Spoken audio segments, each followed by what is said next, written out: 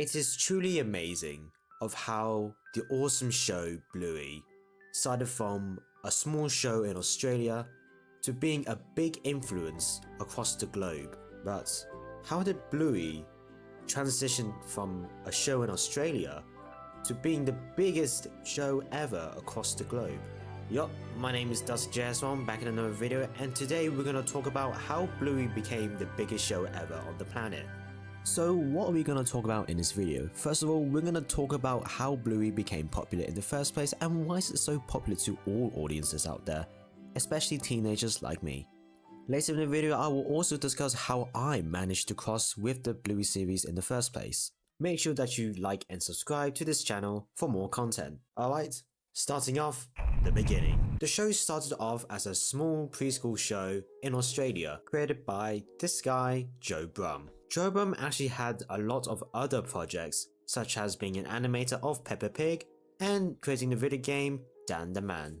The game was also a show as well. It's a good choice of how he transitioned from a video game / show into a bigger show. All of Joe Brum's ideas into making Bluey were based on real life experiences, with the obvious fact of parenting life. This would create an effect of relativity because all of these experiences parents also experience as well, which of how Bluey became so popular in Australia in the first place. Obviously, this idea kept growing, making Bluey so popular. However, there was one episode in my opinion that kinda took for a turn. Not saying that is bad, but something that no other TV show has actually presented before. In the first season, with the episode Copycat, it started to teach a lesson that many audiences will have to understand. Death is probably one of the things that audiences and children will have to learn and understand in the future, which Bluey has professionally presented to all of the audiences. Like I said, that not all animated TV shows have done before. It is quite a controversial topic that Bluey has delivered, but is also one of the many life lessons that we obviously need to learn one day. All of these ideas started to continue and grow throughout the Bluey series, which Ludo Studios loves to produce more of these animations. As Ludo Studios started to animate more of Joe Brum's ideas, it started to attract big corporations in actually distributing the film worldwide. The two big corporations I'm talking about, the BBC and Disney. In this case, preferably known as BBC Studios, they managed to strike a deal with Disney to premiere the first 2 seasons of Bluey on Disney Junior and Disney+, excluding Australia, New Zealand and Greater China, including Hong Kong, Macau and Taiwan. Why are they excluding Australia, you may ask? It's because they have their own broadcasting corporation called ABC, not the American one. After the first premiere, it managed to reach around 60 million views on the final quarter of 2019.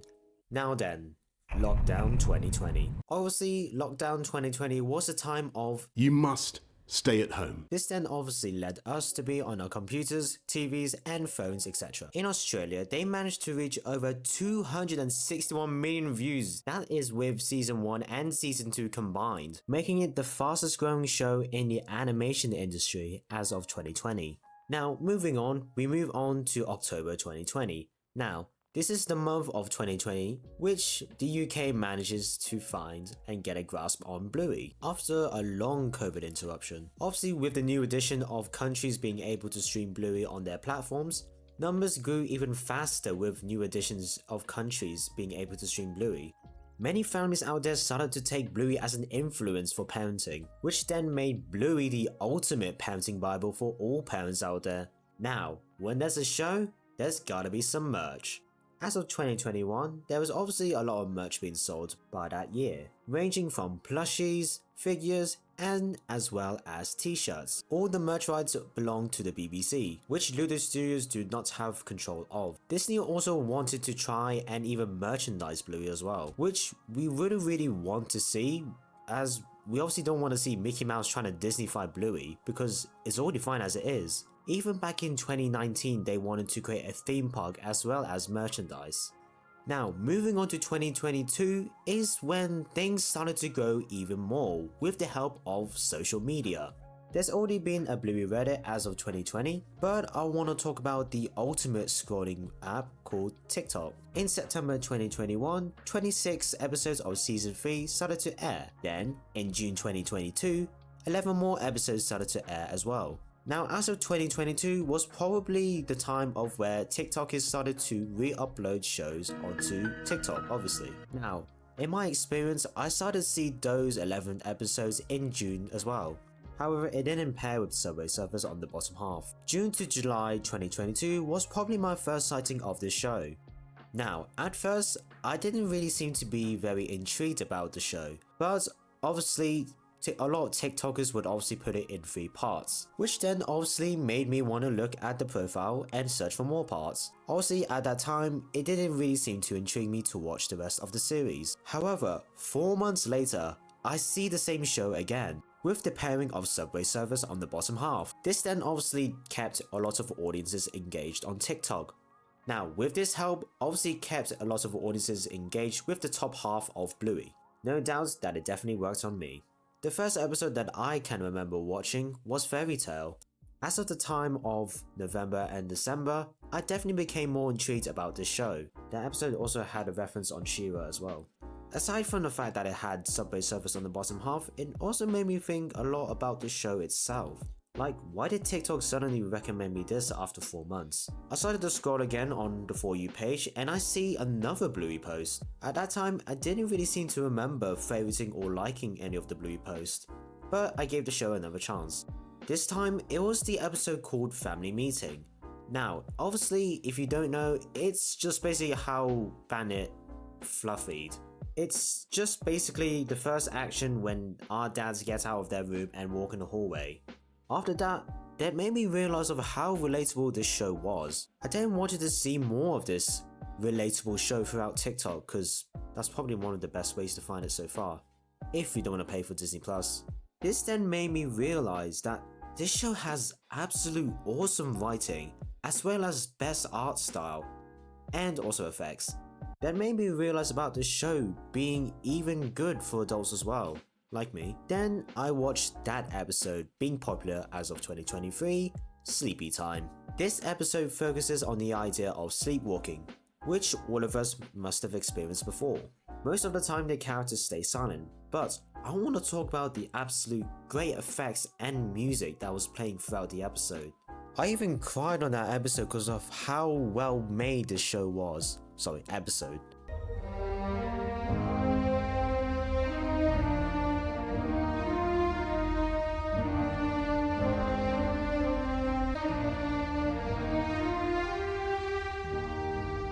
I have to go. I'm a big girl now. Remember, I'll always be here for you, even if you can't see me, because I love you.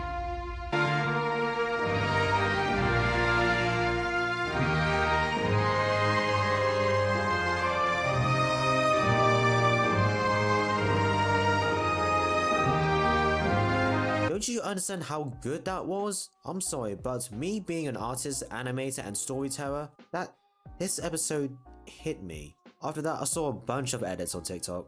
Now, moving on to 2023. Now, that year was probably when Bluey started even more popular on TikTok with separated parts. I even saw a bunch of other stuff such as animation memes, fan art, and probably the most popular genre of TikTok, edits. I even saw a bunch of spoilers at that time, but I just forgot about it. I even Blueyified one of my OCs. I also even made a remix of the Bluey theme tune. I then started to watch even more episodes on Disney+, and got me realizing even more potential about the show. And then finally got a favorite character out of the series. You wouldn't believe it, Bandit Healer. Now, aside from being a very hot character, it was also quoted on the Daily Mail. I see this character being so committed towards Bingo and Bluey's life. Like, no matter what, he's just always there for them, which makes him a great father figure for a lot of people, maybe me also. His absolute best skills on parenting are very subtle, very caring, and are very emotionally caring. It's a nice contrast to how like real life parents sort of like shout at their own children. And I would definitely take a lot of inspiration by this character if I ever want to become a father one day. And that's probably the reason why Bandit Healer is the most favoured character out of the fandom. Even Chili Healer too. Them two are the greatest couple, and she's also so committed in what she's doing as well, making Bluey, Bingo, Chili and Bandit the greatest family group in the TV industry. Like, even if Bluey and Bingo made a mistake, they don't shout at them. they make it subtle and say that this is a lesson being learned. I can't even find any other shows being so subtle like that, creating this consideration of how a lot of parents should be, especially some Gen Z parents out there. Around the same year of 2023, cricket was the final episode being released in 2023.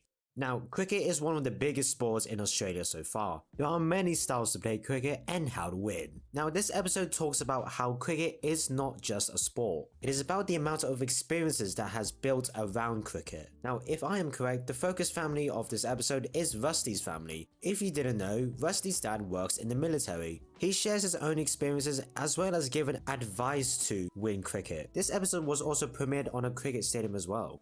Now, coming up with a point about this episode, it's nice how they come up with the culture of Australia in this episode, which is then shared across the world, giving off the best representation of Australia, which is something that Bluey has done perfectly, which is another reason why the show is so popular. Now, on to 2024.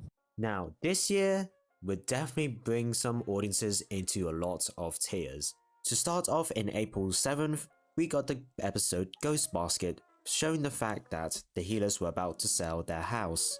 It was an unexpected move in that episode, but then it was later explained on a week later with the episode called The Sign. I made a little breakdown, which is found in the link below in the description.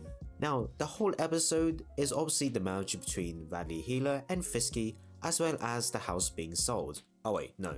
Never mind. Another thing is that the idea of representations of a bunch of things, such as the idea of mixed species and the idea of mixed families, also the fact of a little representation of the LGBT community. Again, if you don't know what I'm talking about, I've made a video about it in the link below in the description. Next, we had the season finale, Surprise. This was a surprise episode which obviously showed the future of Bluey. Again, another episode analysis in the description below. Now, moving back onto The Sign. Now, there's no doubt that that episode has definitely brought a lot of audiences into tears due to the fact of its nice happy ending as well as the emotional music that has been played throughout the ending scene. Fun fact, that song was actually played by the VA of Calypso the teacher called Meg Washington. So, overall, there is no shadow of a doubt that the show has absolutely progressed and changed throughout the years. This show has definitely changed to be even suited for all types of audiences.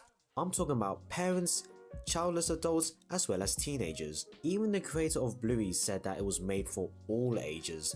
There is no shadow of a doubt that this show will definitely continue to grow and continue to create much more episodes in the future, with the effect of creating a sophisticated fan base for Bluey.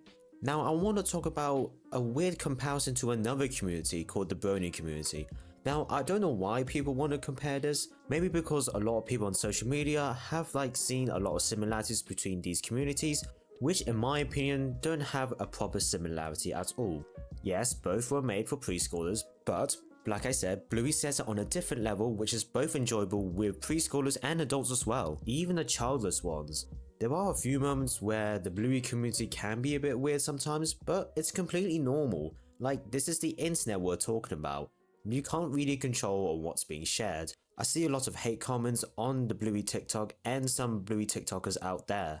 It's kind of ironic to see how most of these hate comments have 2 to 75 followers. A lot of people in the Bluey fanbase have created a bunch of fan art and fan creations, which I like seeing because it shows the absolute sophisticated fanbase that Bluey has. Now, about the show itself, it definitely sets a path for all other animations out there to try and send out a message and a life lesson to all the audiences out there, making Bluey the absolute guide and the absolute bible for all audiences and animators out there, as well as artists too. All I'm saying is, give the show a chance and you'll understand the reason why a lot of people and teenagers like us are starting to watch this show.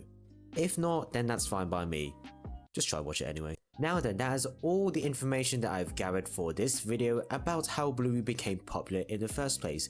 If you enjoy videos like these, please comment, like and subscribe to this channel. It would definitely help me a lot and would definitely help me explore more topics to talk about with my commentaries. As a final regard, live, laugh, love, Bandit Healer, and I'll see you guys in the next video. See ya.